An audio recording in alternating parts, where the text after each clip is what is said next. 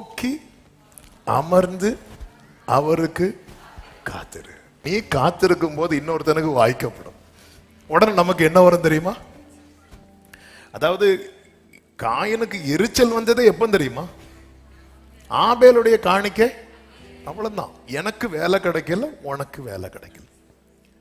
என்னடா ஃபெயில் ஆயிருக்க அப்படின்னு கேட்டா சொல்றதுக்கு பதில் என்ன தெரியுமா? எங்க கிளாஸ்ல எல்லாரும் ஃபெயில். இப்படி எத்தனை வாட்டி தப்பி இருக்க தெரியுமா?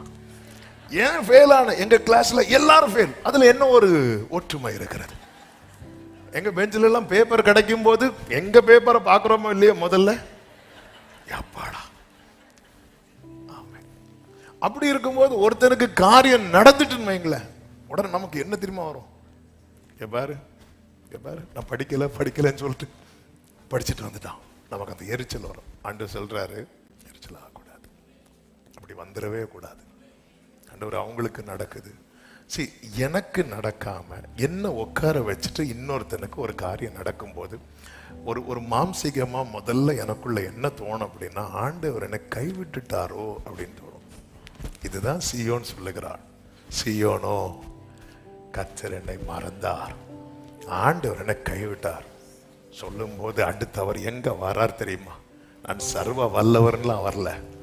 இங்க ஸ்திரீயானவள் தன் கற்பத்தின், அதன் அர்த்தம் என்ன? எழுத்தின்படியா உனக்கு புரியல, ஆனா நீ புரிஞ்சுக்கோ, நான் வலியில பெற்றெடுத்தவன் தானே, உன்னை நான் வலியில பிறப்பிக்க பண்ணி இருக்கிறேன்.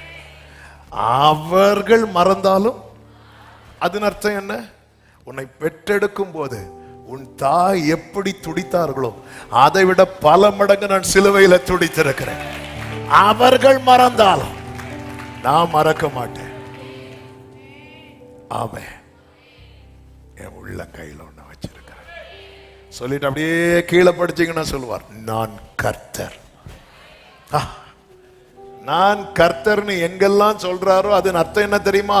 நீ மனுஷனை மாதிரி என்ன பாத்துறாத, நான் கர்த்தர், எனக்கு காத்திருக்கிறவர்கள் வெட்கப்பட்டு போவது இல்லை என்பதை. ஜெபத்தை விட்டுறாதீங்க. கர்த்தர் உங்களை ஆசீர்வதிப்பாராக.